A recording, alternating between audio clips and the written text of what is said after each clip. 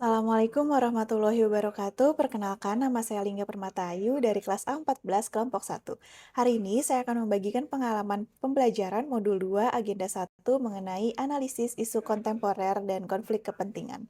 Dalam pelajaran hari ini, saya mendapatkan banyak insight baru, terutama tentang bagaimana sebagai ASN kita tidak hanya dituntut untuk bekerja secara profesional, tapi juga harus memiliki kepekaan terhadap berbagai isu yang berkembang di masyarakat.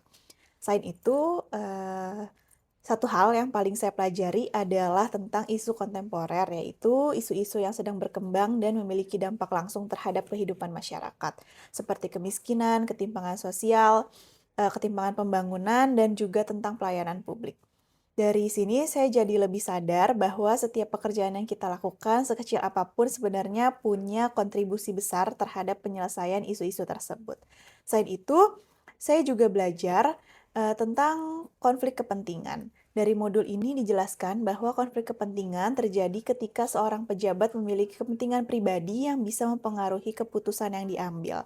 Hal ini ternyata sangat dekat dengan kehidupan kerja sehari-hari, bahkan bisa terjadi tanpa kita sadari.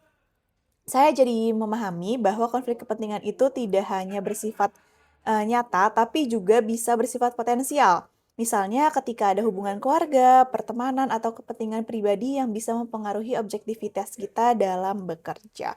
Dari pembelajaran ini, saya sadar dan belajar bahwa sebagai ASN kita harus mampu mengenali potensi konflik kepentingan, bersikap transparan, menjaga integritas dalam setiap pengambilan keputusan.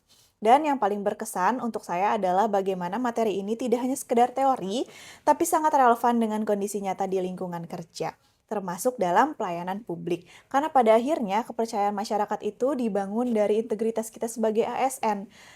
Dan untuk implementasinya dalam tugas saya di bidang pelayanan, saya berusaha untuk tetap memberikan pelayanan yang adil, tidak membeda-bedakan, dan tetap profesional dalam setiap situasi.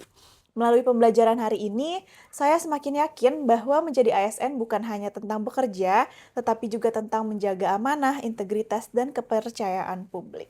Terima kasih. Wassalamualaikum warahmatullahi wabarakatuh.